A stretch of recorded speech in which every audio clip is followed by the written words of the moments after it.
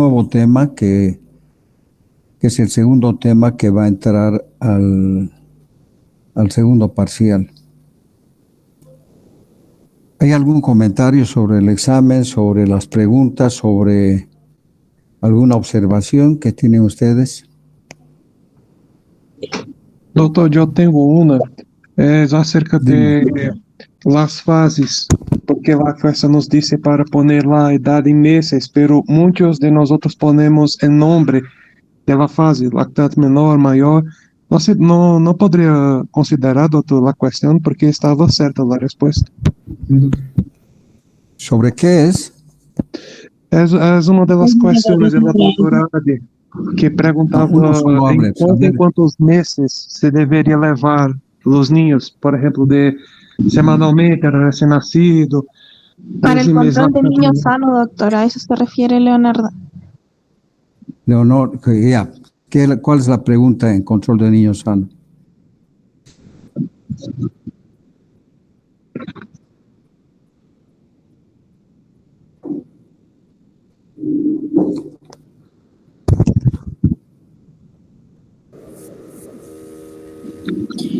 Es que muchos pusimos lactante menor, lactante mayor, neonato, pero la doctora dijo que quería que pusiéramos en meses.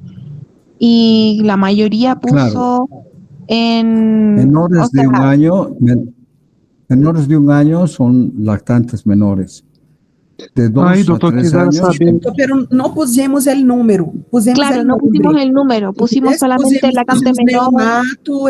Neonato, Claro, lactante es que es importante saber porque cuando ustedes hacen la historia clínica, empiezan el lactante mayor o niño mayor de tantos años de edad o tantos meses de edad que acude al servicio por presentar dolor abdominal o fiebre o tos o no. Doctora, eso que queríamos saber si podría considerar mientras pues a ver, Luis Rafael. Sí, doctor, la pregunta es, ¿cuáles son las frecuencias que tienes que llevar al niño en la consulta? Ahí hablaba de la primera consulta, que sería neonato, que es hasta 28 días, pero solo escribimos, por ejemplo, una semana. La pregunta era así, una semana cada semana, neonato. Una vez en un mes, hay lactante menor. Así es la pregunta. ¿De quién es la pregunta? De la doctora Adi. De la Adi. Ya. Queremos saber, doctor, si podría considerar las respuestas, porque muchos de nosotros ponemos el nombre, no el número, pero mismo así se considera correcto por conta del nombre. Aí quisermos saber si puede considerar, por favor. A ver.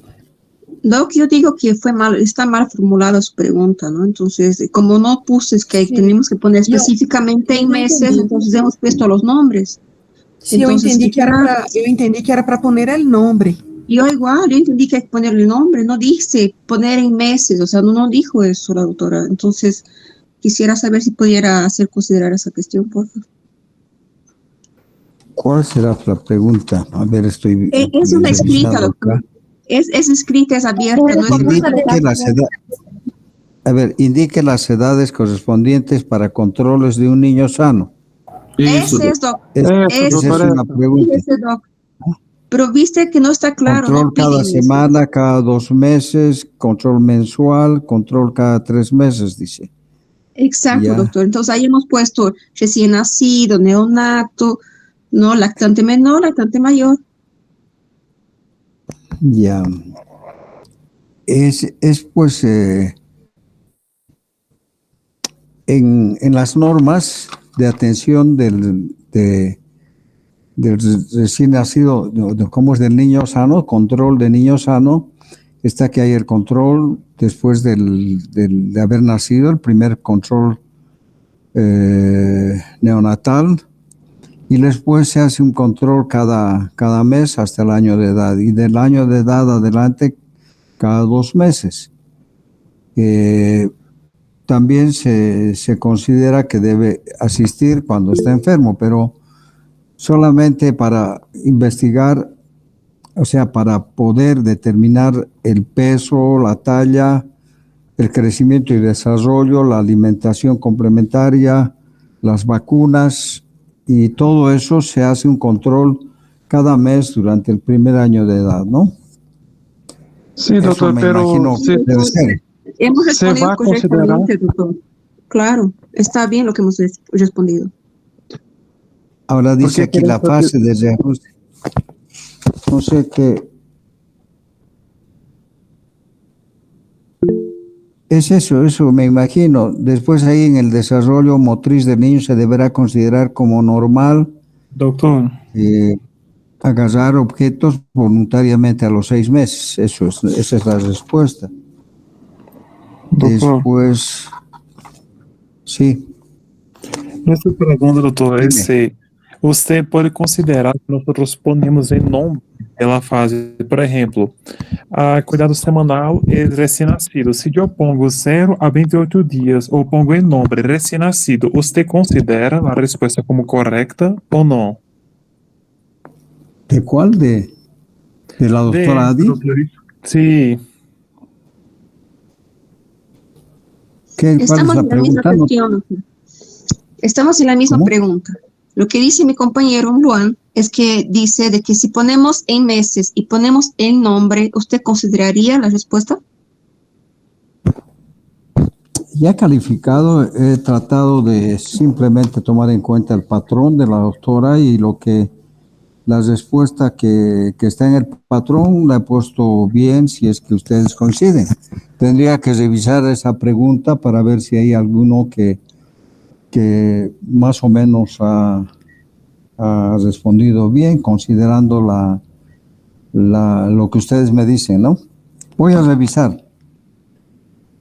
¿Se podría considerar, Todavía no he doctor, por pasado favor? las notas al sistema. ¿Cómo? ¿Podría, por favor, considerar esa respuesta de poner el nombre y no en Por eso meses? voy a ver ahora, una vez terminada la clase, vamos a revisar, ¿ya? Perfecto, Bueno, ya doctor, hemos muchas gracias. perdido mucho tiempo. Lamentablemente, tienen que estar atentos durante todo el desarrollo de la clase, porque si no, vamos a tener problemas. Ustedes van a contestar malas. En mi examen, todo lo que yo les he hablado está en las preguntas del examen, sin embargo, no han contestado bien muchísimos, ¿no? Muchos, ¿no? Entonces, algunas preguntas que eran elementales, que solamente escuchando la clase podían haber contestado. Bueno, vamos a analizar eso en la siguiente clase cuando tengamos un poco más de tiempo, pero si quieren podemos vernos un poquito antes y para poder hablar del examen. Yo voy a hablar, de todas maneras, yo voy a revisar ahora nuevamente esa pregunta y voy a ver si es que puedo considerar algo para que tenga una mejor nota, ¿no? Doutor, Bueno, sí, dime, uma pergunta, por favor. ¿quién habla? Amanda, Dime, es que Amanda. em anterior classe o tema de abdômen agudo e vimos lá apendicite. Uma pergunta sobre isso. É que é Ya. possível que a fórmula láctea genere obstrução e pode regenerar, né? Uma apendicite em lactantes? Ou não? ¿Qué cosa? ¿La apendicitis? Sim, em lo consumo de fórmula láctea pode generar obstrução e generar uma apendicite ou não? No te entiendo, o no te escucho bien o no te entiendo. Me escucha agora? Ahora te escucho, dime. É que vimos em apendicite as causas, sim? E eu estou perguntando se, por acaso, lactante ao consumo de fórmula láctea pode generar apendicite ou não? No. ¿No? No. La apendicitis es un cuadro de infección del apéndice, ¿no? Inflamación e infección del apéndice por obstrucción de la luz del apéndice. El apéndice está en el ciego, cerca a la unión del ilion con el ciego. Entonces puede haber una hiperplasia linfática o un coprolito, o puede existir una semilla, pero una fórmula láctea no puede provocar apendicitis, o sea, no tendría por qué hacer, no veo el mecanismo, ¿no? Lo que sí hemos hablado en los recién nacidos que son alimentados con fórmulas hiperosmolares, pueden provocar una inflamación de la pared del intestino delgado, del intestino en general, y puede haber lo que es la enterocolitis necrotizante, ¿no? No sé si he entendido tu pregunta y si te estoy respondiendo bien. Sí, doctor. ¿Tú quieres que la fórmula láctea puede producir apendicitis en un niño, en un lactante? Sí. No. Ya entiendo. No. Es muy raro ver una apendicitis en un niño menor de 3 años. Generalmente ocurre entre los 10 años y los 30 años o 40 años. En los dos extremos de la vida, los ancianos y los niños menores de 5 años, es muy raro, pero cuando se diagnostica apendicitis ya está en periodo de peritonitis, ¿no? Porque es difícil el diagnóstico de apendicitis en un niño, además no se presenta. La base del apéndice es un poco más amplia en el niño menor, después se va adelgazando y es fácil que se obstruya si es que existe un fecalito o un aumento del tejido linfoide o algún cuerpo extraño, ¿no? O algún parásito. Bueno, Ya, empezaremos doctor, la gracias. clase, por favor, porque si no vamos a interrumpir antes de que termine. Vamos a hablar ahora de algo que es importante, ¿no? Ustedes han debido hablar con una de las doctoras de lo que es la atención, la recepción y atención del recién nacido. Seguramente han hablado de las características de un niño sano, de un recién nacido de término, y que cuáles son las cosas que podemos ver durante la atención, durante la recepción de un recién nacido de término. Yo voy a hablarles ahora el recién nacido prematuro. ¿Por qué nosotros consideramos que una señora que está embarazada no puede ser atendida en un hospital de segundo nivel o de primer nivel si tiene menos de 37 semanas de gestación? El niño pretérmino no es un niño con las mismas características que un niño de término. Existen muchas diferencias y muchos problemas y complicaciones que pueda presentar y que requieren de atención muchas veces en terapia intensiva. De eso vamos a hablar ahora rápidamente y tenemos aquí una diapositiva con un recién nacido que está en una incubadora con algunos elementos que ustedes tienen que tomar en cuenta que no sucede con un recién nacido de término. Es decir, aquí tenemos una sonda nasogástrica, tenemos algunos monitores, una vía periférica, una incubadora que le está dando calor. O sea, es un niño que requiere de la ayuda, del soporte en oxígeno, en alimentación, en calor, en todo. Y ir evaluando su evolución para ver si no presenta alguna complicación. Entonces, el recién nacido prematuro, vamos a ver que tiene características especiales y eso nos obliga a hablar de este tema, ¿no? Un recién nacido antes de las 37 semanas de gestación se considera prematuro.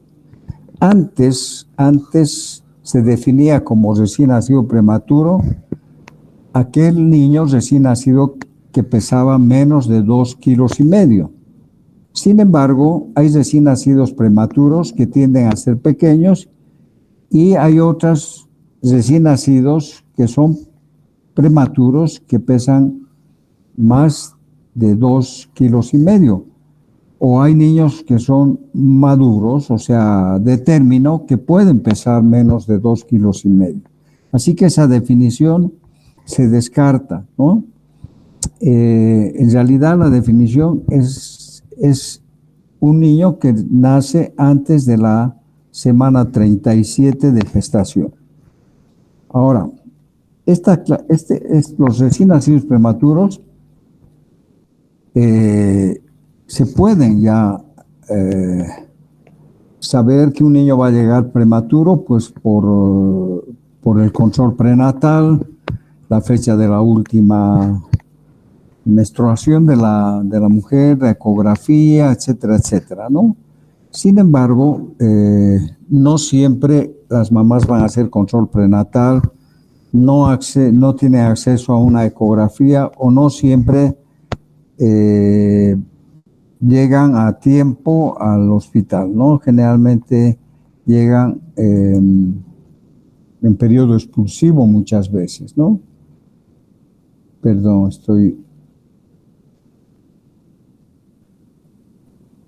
ya.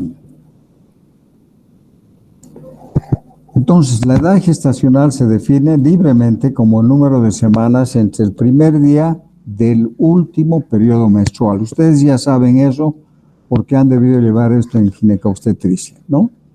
Desde el primer día del último periodo menstrual de la normal de la mamá y el día del parto. O sea, esa es la edad gestacional. Más exactamente, la edad gestacional es la diferencia entre 14 días antes de la fecha de la concepción y la fecha del parto. La edad gestacional no es la edad embrionaria real del feto, pero es el valor estándar universal con que ustedes cuando hagan su internado con los doctores que están en ginecología van a usar fórmulas que van a hacer que ustedes puedan determinar la edad gestacional.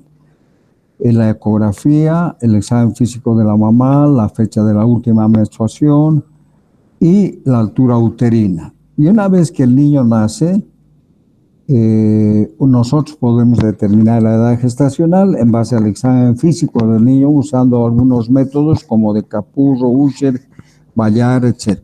Que hay parámetros, al otro día hablábamos de que los testículos al nacer ya deben estar en la bolsa escrotal, el escroto tiene que estar rugoso, pigmentado, la mujercita tiene que tener los labios mayores que cubran a los labios menores en un niño de término. Pero cuando es pretérmino existen muchos datos o parámetros que se toman en cuenta para determinar la edad gestacional. Bueno, como conceptos generales, el nacimiento antes de las 37 semanas de edad gestacional se considera prematuro. El recién nacido prematuro puede clasificarse también como pretérmino tardío, es decir, entre las 34 y las 36 semanas y 6 días, ya un día antes de que tenga 37 semanas. Ese es el pretérmino tardío, desde las 34 semanas. Moderadamente pretérmino entre las 32 semanas a 33 semanas con 6 días. Luego, muy pretérmino de 28 a 31 semanas y 6 días. Y extremadamente prematuro, menos de 28 semanas de gestación. Ustedes se acordarán o de repente no se acuerdan, el feto es viable para poder realizar, digamos, una interrupción del embarazo con las posibilidades de que el niño sea viable y pueda mantenerlo vivo desde las 22 semanas de gestación, ¿no? Entonces, de 22 a 28 semanas sería extremadamente prematuro. Está claro, ¿no? Sí, doctor. Bueno, entonces los recién nacidos prematuros tienden a ser más pequeños que los recién nacidos de término, ¿no? Las tablas de crecimiento de Fenton, como vamos a ver, que en realidad no son tan... Todo aquello que tiene que ver con estadísticas, tablas, curvas, etcétera, es complicado. Las tablas de crecimiento de Fenton, que son las que se usan en los servicios de neonatología, proporcionan una evaluación más precisa del crecimiento versus la edad gestacional. Entonces, les voy a mostrar así muy rápidamente las tablas de Fenton y los recién nacidos prematuros. Escuchen bien.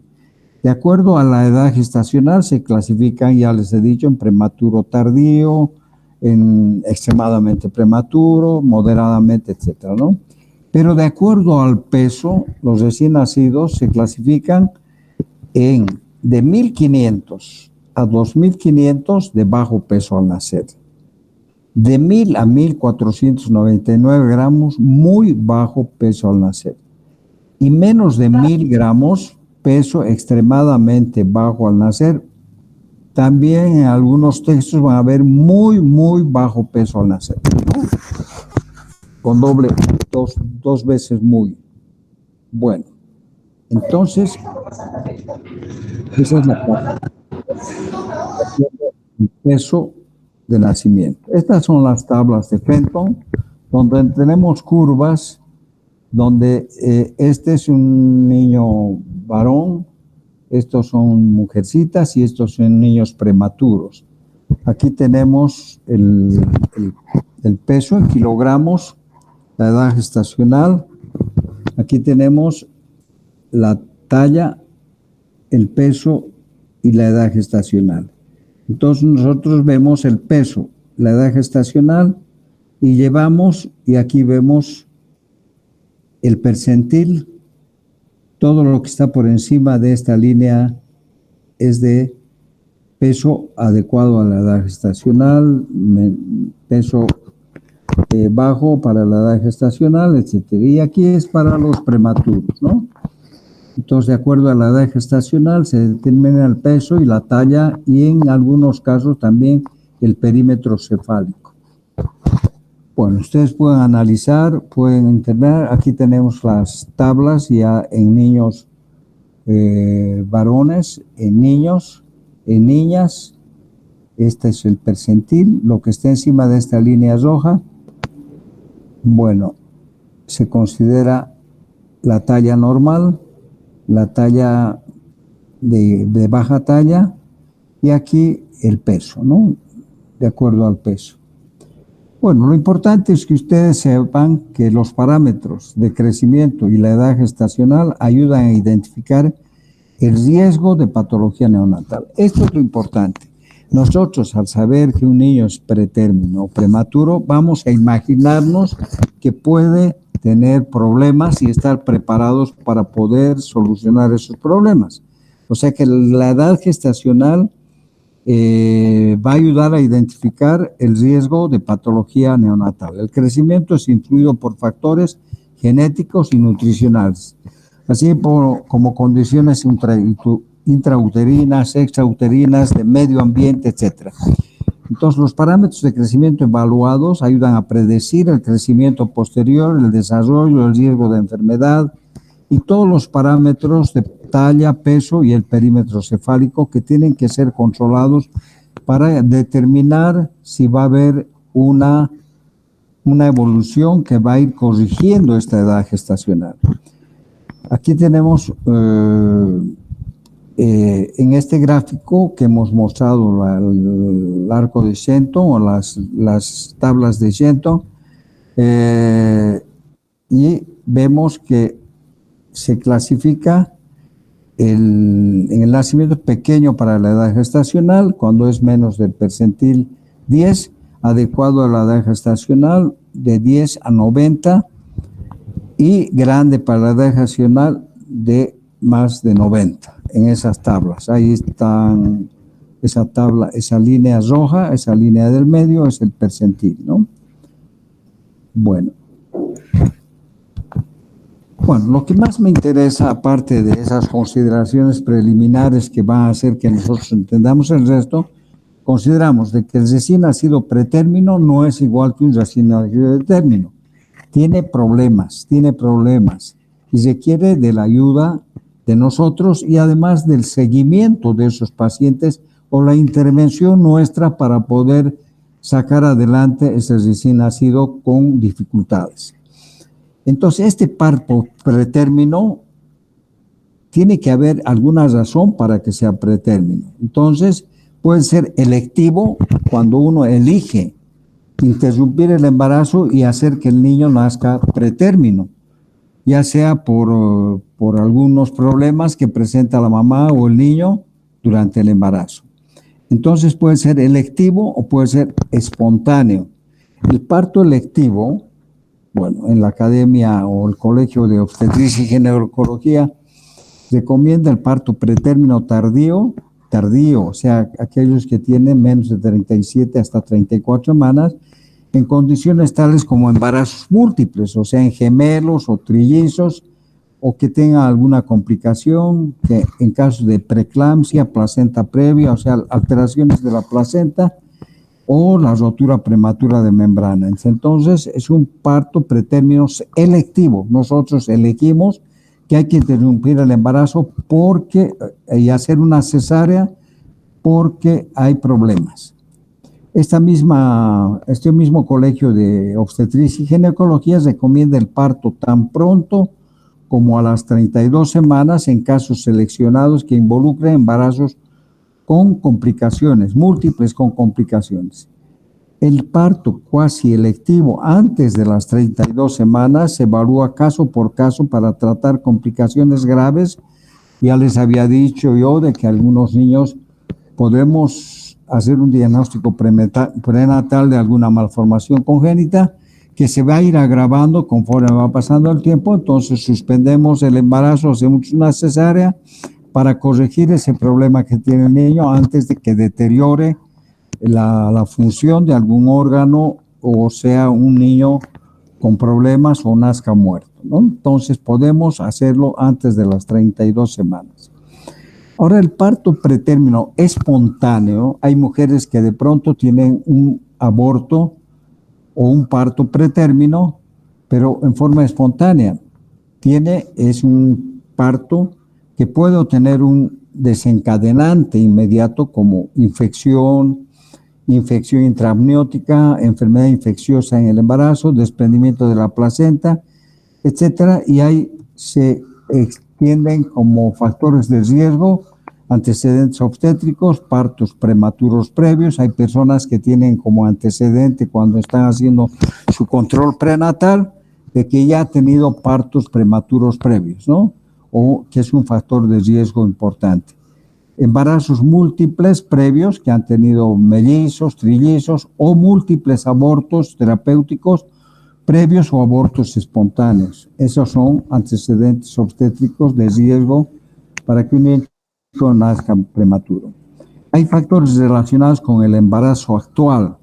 Si vemos a una mamá en el control prenatal, tenemos que averiguar, uno, si es un embarazo normal o es un embarazo logrado mediante fertilización in vitro o poca o ninguna atención prenatal, cuando hay mala nutrición durante la gestación o antes de la gestación, son gente pobre que no tiene recursos económicos, que no se alimentan bien, o son personas que tienen algunos vicios como tabaquismo, drogas, alcohol, y además son personas que no se alimentan bien.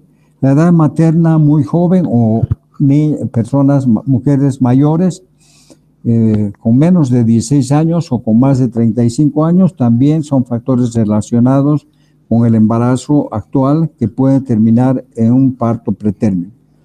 Las infecciones no tratadas, por ejemplo, la vaginosis bacteriana, hay mujeres que nunca se asean. Hay personas que no tienen agua potable ni agua en su casa, tienen pues infecciones vaginales o infecciones que llegan a ser infecciones intraamnióticas, que antes se llamaba corioamnionitis, que van a desencadenar un parto pretérmino. Embarazos múltiples, mellizos, trillizos, son factores relacionados con el parto actual si es que hay antecedentes de embarazos. O mismo, estamos atendiendo a una mujer que tiene un embarazo de 2 niños, un embarazo gemelar o un embarazo múltiple como trillizos. Entonces ya es un factor que tenemos que tomar en cuenta y nosotros inclusive si hay ya complicaciones, provocar el parto pretérmino.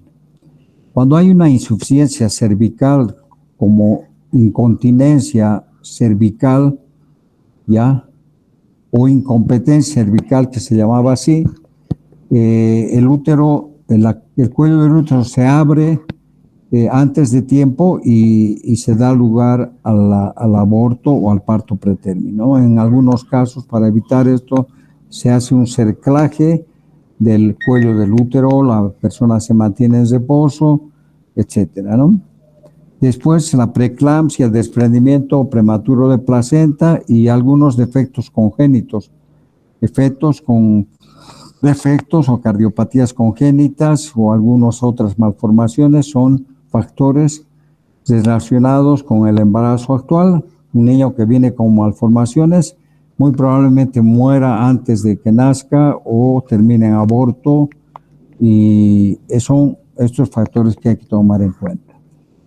Bueno, el embarazo múltiple es un factor de riesgo importante, ¿no? El 59% de los embarazos gemelares terminan en parto pretérmino. Más del 98% de los embarazos del orden superior de 2, o sea, trillizos, cuatrillizos, nacen en forma prematura.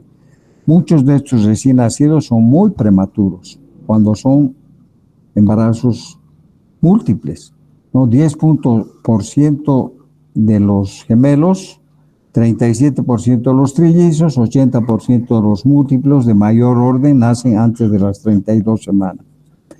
O sea, hay factores socioeconómicos, el bajo estado socioeconómico, las madres con menos educación formal, que no están en condiciones o no tienen una buena alimentación. Bueno, la incidencia y la gravedad de las complicaciones en los niños prematuros aumentan con la reducción de la edad gestacional. Cuanto más prematuro, más complicaciones, más problemas va a tener el recién nacido. Algunas de las complicaciones más importantes y que la hemos mencionado en la anterior clase, cuando hablábamos de abdomen agudo, teníamos la enterocolitis necrotizante, ¿no? Que les dije que de repente no habían escuchado hablar, pero es una de las complicaciones más frecuentes en un recién nacido de término. Retinopatías, displasia broncopulmonar, hemorragia intraventricular son infrecuentes en los recién nacidos pretérminos tardíos, pero son frecuentes en los recién nacidos muy pretérminos, ¿no? La mayoría de las complicaciones se relacionan con disfunción de los diferentes órganos que son inmaduros y las complicaciones se resuelven completamente en otros cuando no son muy pretérminos, pero puede quedar una disfunción orgánica residual que debe hacer que nosotros consideremos que debe haber un seguimiento de acuerdo a la complicación o a la disfunción de que presenta ese prematuro. Pueden haber complicaciones cardíacas, vamos a hacer un repaso rápido para que no perdamos mucho el tiempo, que la más importante sería la persistencia del conducto arterioso permeable, lo que se llama también ductus, es la comunicación entre la arteria pulmonar y la arteria aorta, lo que se llama ductus. Ese existe normalmente y se cierra antes de que se nazca, pero hay niños que nacen con ese conducto arterioso permeable y que aumenta, o sea que cuanto más inmaduros, más prematuros, va a haber más se va a presentar con más frecuencia esta comunicación, que es una complicación cardíaca, ¿no? Este conducto se cierra de forma espontánea en el 98% en el momento de la alta hospitalaria en la mayoría de los niños y también aquellos niños prematuros tardíos. Bueno, tenemos otras complicaciones que incluyen el sistema nervioso central. Vamos a ver niños que cuando ustedes estén haciendo internado, ustedes van a comunicar al médico que no está succionando bien, no tiene reflejo de búsqueda. Aquí debería decir reflejo de búsqueda, agarre, succión y deglución, ¿no? Esos reflejos nos están indicando de que hay una inmadurez del sistema nervioso central y de los reflejos que están presentes en un niño de término. Hay episodios de apneas, ¿no? De dificultad respiratoria. Puede haber hemorragia intraventricular y retrasos del desarrollo cognitivo. Ya, los recién nacidos con menos de 34 semanas de gestación pueden presentar una serie de complicaciones que tienen que ver con la coordinación inadecuada de los reflejos de succión y de deglución y deben ser alimentados por vía en una alimentación parenteral o por una sonda nasogástrica. Y aquí empiezan a aumentar los factores de riesgo y las complicaciones. Luego, la inmadurez del centro respiratorio va a hacer que haya episodios de apnea, obstrucción faríngea, apnea obstructiva. Luego puede haber una serie de complicaciones como consecuencia de esta inmadurez, ¿no? Bueno, tenemos complicaciones que puede estar relacionados con la vista, con el sistema nervioso, con la audición, etcétera, etcétera. Y pueden haber compromiso del peso y la longitud del perímetro cefálico, etcétera. Entonces, pacientes requieren un seguimiento posterior. Bueno, pueden tener problemas que requieren del seguimiento de un oftalmólogo, más aún si este niño pretérmino ha recibido oxígeno por mucho tiempo, ¿no? Vamos a ver, la complicación más frecuente en la vista son la retinopatía del prematuro, miopía o estrabismo, etc. La incidencia de miopía y estrabismo aumenta independientemente de la retinopatía del prematuro. Van a haber muchos niños que en su primer control o en segundo o en control de niño sano presentan un estrabismo convergente o divergente más convergente, que es una complicación que es frecuente ver en el prematuro.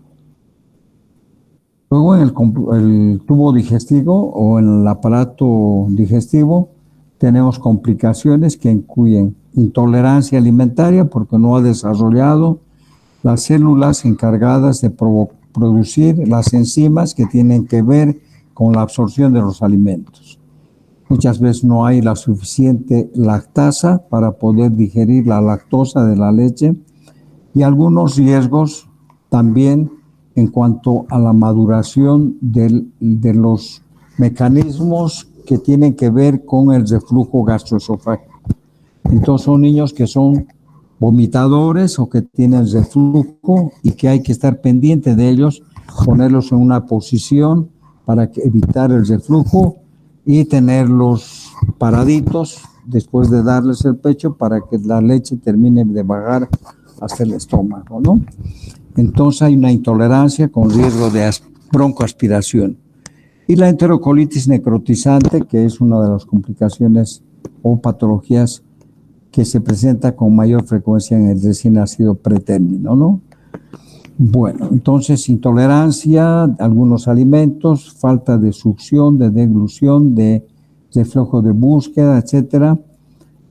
La enterocolitis necrotizante, que puede llegar a la perforación intestinal, a la peritonitis, a la sepsis y a la muerte del recién nacido. Entonces, otra de las complicaciones que van unidas generalmente. Un niño pretérmino muy probablemente que tenga membrana hialina, como vamos a ver, o sea, una síndrome de distrés respiratorio que puede complicarse con el uso de aparatos, del surfactante, de intubación, una vía. Entonces hace una sepsis y por su inmadurez va a ser también una hiperbilirubinemia. O sea, generalmente van acompañadas la infección, la prematuridad, la infección y la hiperbilirubinemia, ¿no? Entonces tenemos como consecuencia de esta sepsis, cuando hay compromiso neurológico, ya se convierte en una sepsis con meningitis. Y la sepsis y con meningitis es de un pronóstico sombrío y se debe, hay que mantenerlo al recién nacido mucho tiempo internado, lo que hace que puedan existir mayores complicaciones. En los riñones pueden haber complicaciones renales, lo más frecuente es la acidosis metabólica, retraso del crecimiento, la función renal es limitada, disminuye la capacidad de concentración y dilución de la orina, puede perder sodio y bicarbonato y por eso existe la acidosis metabólica. En los pulmones, lo más grave es el síndrome de dificultad respiratoria, que es la enfermedad de la membrana hialina. Esto se puede prevenir cuando uno tiene la certeza de que un niño va a nacer prematuro porque es un embarazo múltiple o porque existe desprendimiento de placenta o alguna otra complicación. Hay que hacer maduración pulmonar con corticoides, lo que va a evitar de que nazca un niño con membrana hialina, ¿no? Entonces, es importante saber si va a ser prematuro para hacer maduración pulmonar y evitar algunas complicaciones en el recién nacido prematuro, ¿no? Entonces, hay insuficiencia respiratoria de la prematurez, hay enfermedad pulmonar crónica, displasia broncopulmonar, esta famosa enfermedad de Wilson, Mickey-Wilson también se llama, que es una insuficiencia pulmonar crónica del prematuro o insuficiencia respiratoria prematural. Bueno, esto sigue con la cuestión de la displasia pulmonar, donde hay necesidad de un soporte respiratorio que se llama CPAP, que es se utiliza una cánula nasal de alto flujo con presión positiva y que este CPAP se encuentra en todos los hospitales de tercer nivel. Yo estaba queriendo que compren para el hospital Cusieri porque a veces, como les digo, llega una mamá en periodo expulsivo, necesariamente hay que atender por más prematuro que sea, ¿no? Entonces el soporte respiratorio se puede administrar con el aire ambiente, con oxígeno suplementario y requiere oxígeno suplementario. Bueno, se debe utilizar concentraciones de oxígeno lo más bajas que se pueda, que mantengan niveles de saturación entre 90 y 95. Hay un medicamento que es el palivizumab, se usa como profilaxis para el virus sincitial respiratorio, que es importante en los lactantes. Hace poco ha habido una epidemia en Chile especialmente y en Bolivia, en La Paz, en algunos lugares. En esta época de invierno ha habido muchísimos casos de enfermedades respiratorias causadas por el virus sincitial respiratorio. Las bronquiolitis, las neumonías, etc.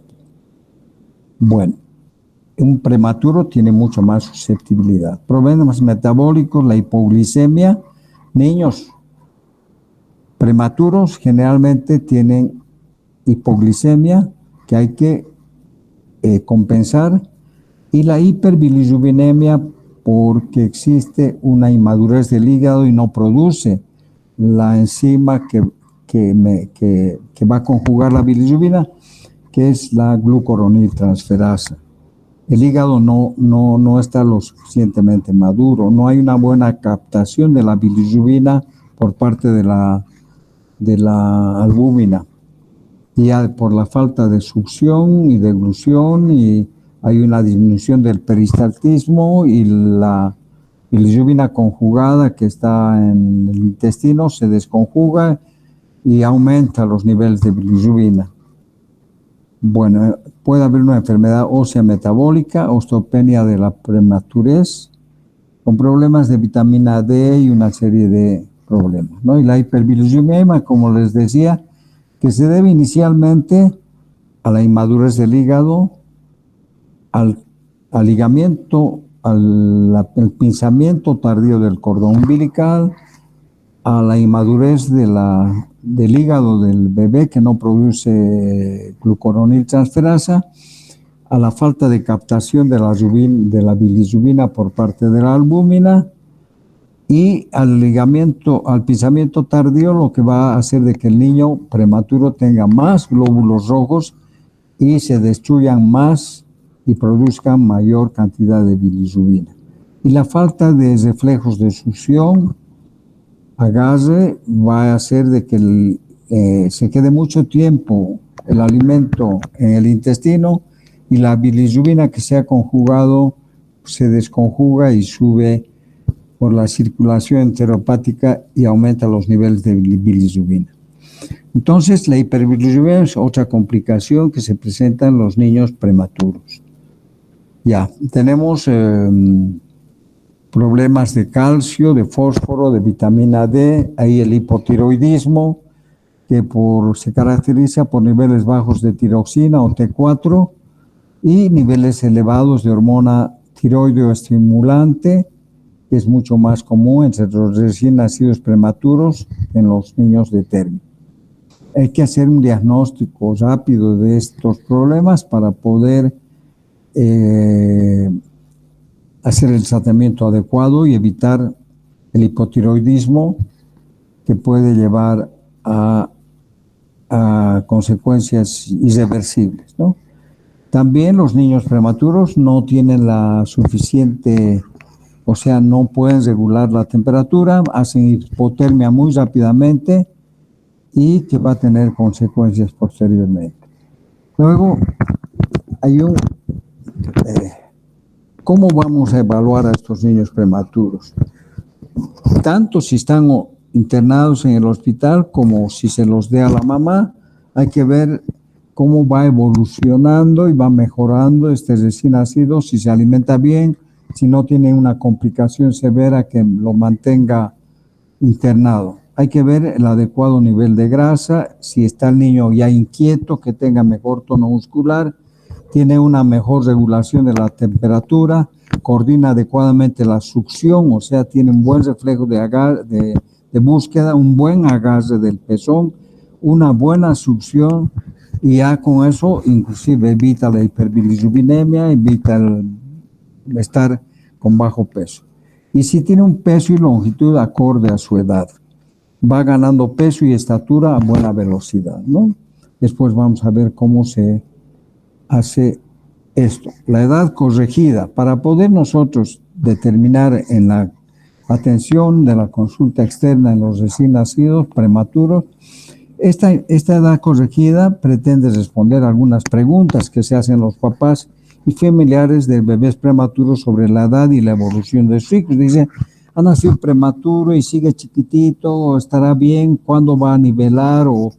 Entonces habla de la edad gestacional, que corresponde al tiempo que ha durado el embarazo, y se contabiliza en semanas desde el primer día de la última regla hasta el día del parto.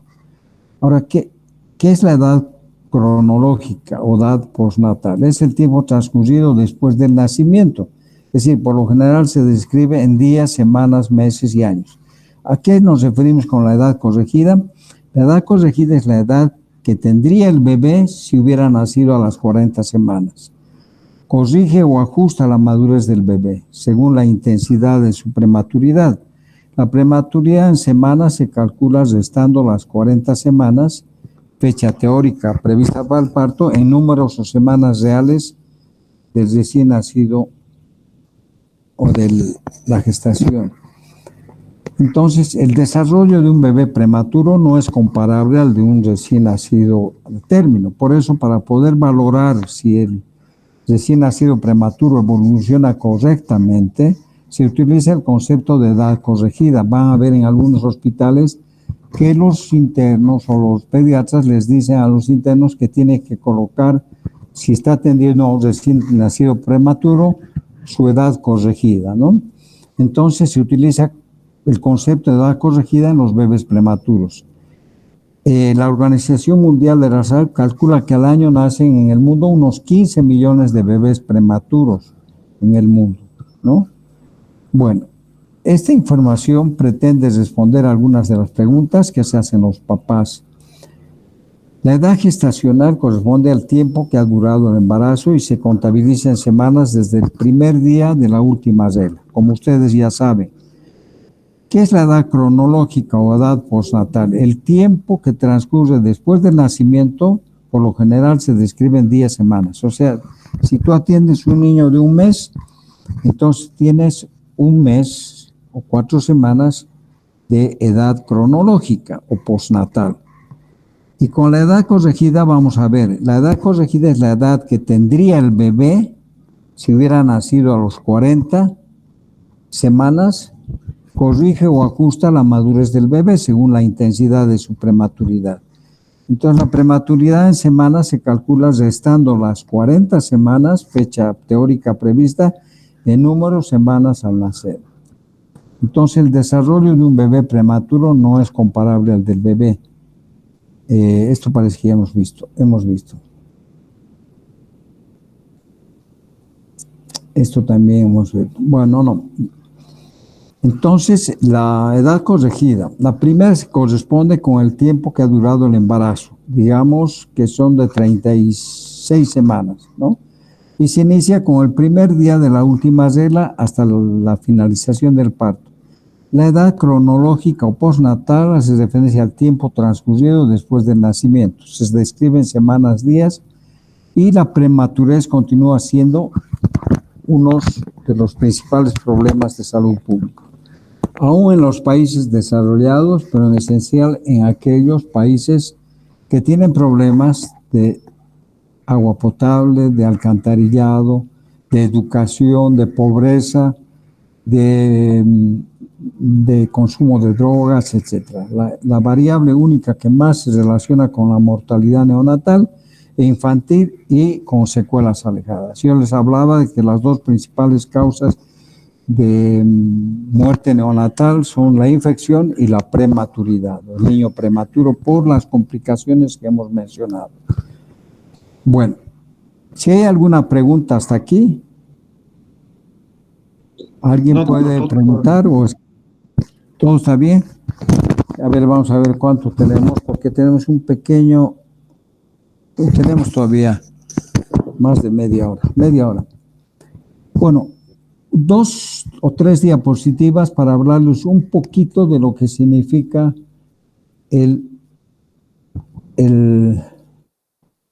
bueno, esto sigue un comentario acerca de la importancia o el impacto que tienen en la salud pública, en las familias, los niños recién nacidos con menos de 1.500 graves, en la mortalidad neonatal e infantil. Es enorme, ya que algunos representan entre el 1.5% de los nacimientos, contribuyen al 60% de las muertes neonatales y al 30% en el primer año de vida. Ustedes saben que ese 60% tal vez es un poco menos, y con las infecciones que es la sepsis neonatal, hacen que las dos sean las dos responsables de la muerte neonatal. Bueno, los niños nacidos con menos de 2.500 tienen 5 veces mayor probabilidad de morir entre el mes y el año de vida, por las complicaciones que pueden tener. Entonces, las medidas para alcanzar una reducción del bajo peso al nacer y la prematurez en nuestro país no dependen de la medicina solamente, sino también de implementarse en el campo social y en la educación. Son políticas de salud que han estado mejorando los índices de mortalidad infantil y neonatal. Entonces, pero hay cosas que escapan de las manos porque las autoridades no prestan mucha atención.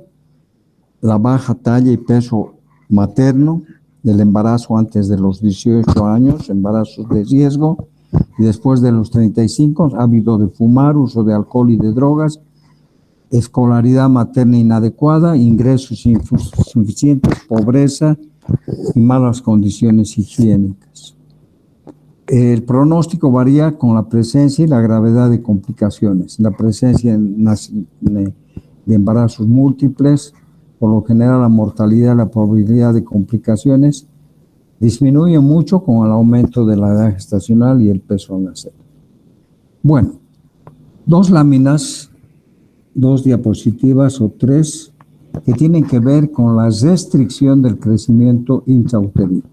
¿Qué quiere decir eso? A veces niños nacen de término, pero son muy pequeñitos, muy chicos, y ha habido una restricción del crecimiento. Antes se llamaba desnutrición intrauterina, ¿ya? Entonces, hay algunos factores que hacen que estos niños que son de término nazcan desnutridos, o sea, que tienen una restricción de su crecimiento dentro del útero de la mamá. Son muy pequeños. Entonces, es un término médico que describe el retraso del crecimiento del feto, haciendo que su peso esté por debajo del percentil 10. Si digamos en las curvas que tenemos de Fenton o de Waterloo, vemos que existe que el peso del niño está por debajo del percentil 10, de acuerdo a la edad que tiene. Entonces vamos a ver que es un desnutrido en útero, es un niño pequeño para la edad gestacional y puede ser causa de malnutrición materna o fetal, ¿no? Puede ser, ya hemos hablado de eso, o enfermedades patológicas.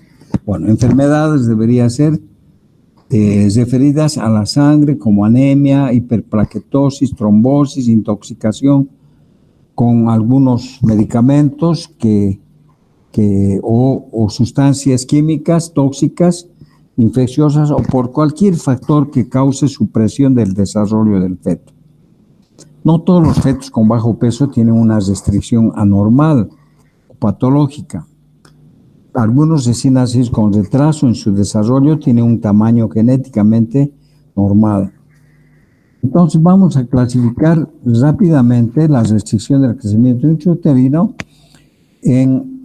Esto lo deja a un lado, es una investigación de las causas basadas en aspectos de crecimiento, en la hiperplasia celular, etcétera, etcétera. Vamos a ver esta otra clasificación etiológica que hace que está basada en la etiología del trastorno. Tenemos una restricción intrínseca que tiene que ver con las causas que están en el feto, como defectos cromosómicos. O sea, hay niños que son pequeños con restricción intrauterina porque tienen algún problema, una cromosomopatía o alguna malformación congénita. Puede ser extrínseca, que pueden ser elementos externos del feto, como generalmente una patología placentaria, el desprendimiento de placenta, etc. O puede ser combinada, donde existen factores intrínsecos y extrínsecos. Y hay alguna que es idiopática en la que se desconoce la causa de la falta de crecimiento del niño en el útero. Tenemos en el primer trimestre causas ambientales que son mamás que se someten a rayos X. Es importante hablar a la mamá que tiene que decir cuando vaya al médico que está embarazada para no someterse a algunos procedimientos que puedan hacer que el niño se dañe o que crezca inadecuadamente. Algunos fármacos que puede tomar la mamá en el primer trimestre, la drogadicción, el alcoholismo. Y las causas fetales son generalmente enfermedades congénitas, trisomías, generalmente malformaciones congénitas. Ahora, en el segundo trimestre ya las causas son más que fetales, son ya ambientales y placentarias. Y causas maternas. Las causas ambientales, nutrición materna, factores socioeconómicos, causas placentarias, infartos múltiples de la placenta, desprendimiento prematuro de placenta circunvalada, hemangiomas en la placenta, etc. Y causas maternas, enfermedad celíaca que suele presentarse sin síntomas, por lo que la mayoría de los casos no se reconocen, la enfermedad celíaca, ¿no?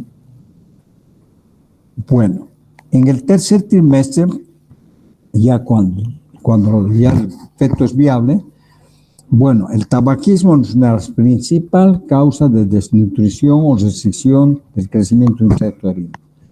Personas embarazadas que fuman durante su embarazo tienen niños de bajo peso o con restricción del crecimiento intrauterino.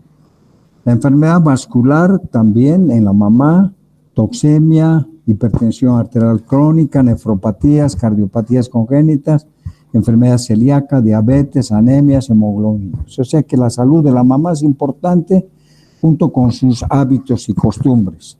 Y además, las malformaciones congénitas y algunos otros factores sociales como la desnutrición y la pobreza. Bueno, las complicaciones que presenta este niño con restricción de su crecimiento, dificultad respiratoria, ictericia neonatal, hipoglicemia neonatal, intolerancia a la vía oral, muchas veces no pueden tolerar, tienen reflujo, tienen inmadurez, enterocolitis necrosante o necrotizante, la muerte, asfixia neonatal, y por el pinzamiento tardío del cordón pueden tener problemas de policitemia o hiperglobulia o luego hiperbilirubinemia. Eso es todo. No sé si tiene alguna pregunta, alguna duda. Doutor, eu tenho uma pergunta. Dime. Sobre la restricción nutricional durante el embarazo. ¿Cuándo es una gestación de gemelar? Cuando uno sí viene con esta restricción y el otro no. ¿Puede ser ocurrido por alguna malformación en cordón o no? Bueno, yo he mencionado algunas de las causas maternas, entre las que hablo de las infecciones y causas placentarias, que son desprendimiento prematuro de membrana, algunas alteraciones en la placenta, desprendimiento prematuro de la placenta y algunas otras cosas más, ¿no? Puede sumarse a esto otros factores que pueden hacer de que exista restricción de la nutrición del niño dentro del útero, ¿no? O sea, es una restricción del crecimiento intrauterino. Si la mamá es desnutrida, no se alimenta bien y además consume drogas, pues el niño no va a tener la suficiente fuente de suministro de nutrientes para poder desarrollarse en útero y nacer con un peso adecuado. Entonces, hay elementos que tienen que ver con esta desnutrición. Una mamá que se embaraza tiene que cuidarse. Al cuidarse está cuidándose ella y está cuidando a su bebé. No puede estar haciendo cosas que no debe hacer. No puede fumar, no puede beber, no puede estar sometida a riesgos de traumatismos, hacer su control prenatal para detectar cualquier complicación a tiempo y corregir y evitar que haya complicaciones, ¿no? Sí, doctor, gracias. ¿Alguien más quiere preguntar algo? Yo les pido, por favor, a mí no me están engañando porque al final yo cumplo con mi función de docente, yo les doy las clases y trato de que parezcan o que las clases sean más o menos interesantes, que sean cosas que recién de repente se están enterando, pero también ustedes tienen que poner de su parte, tienen que estar presentes en las clases. Eso ya va con la vocación que tienen ustedes, ¿no? Hace rato toda la tarde estaba hablando con un exalumno que ahora ya vive en el Brasil, está encargado de unos cursos para el examen de grado a nivel internacional. Y me ha invitado a que yo sea el pediatra para dar los temas, lo que corresponde a pediatría, ¿no? Y no se van a dar esos cursos en Bolivia, sino en Brasil, Bolivia, Chile, Perú, etcétera, etcétera. Y veo que son personas, hay un grupo inclusive algunas todavía están aquí en la universidad, en 8º semestre, en 9º, que están queriendo ya ser parte de ese grupo o sea, tienen interés de formarse bien, de salir bien y de ser excelentes médicos, no médicos mediocres, ¿no? Y estar siempre actualizados. Ustedes tienen que entender de qué es para ustedes esto. Si no asisten o ingresan, luego se van a dormir o a hacer otra cosa y regresan, se están engañando a ustedes mismos, ¿no? Yo voy a ver los exámenes ahora y esa pregunta de la doctora, voy a ver si puedo arreglar alguna nota en este grupo, ¿no? Pero esto es entre nosotros, no arreglar, sino considerar de que puede estar la respuesta más o menos bien. Sí, doctor, muchas gracias. Sí, doctor, se lo agradecería mucho porque no entendimos muy bien cómo quería la doctora. Y el doctor que nos tomó el examen tampoco nos pudo explicar. Claro, el doctor, ¿cómo es? Guzmán, no, pues no es pediatra él, seguramente salubrista, es más administrativo, pero muchas de las preguntas, yo la quiero mucho a la doctora Adi, es excelente docente y doctora, pero a veces en los exámenes ni ella entiende sus preguntas, ¿no?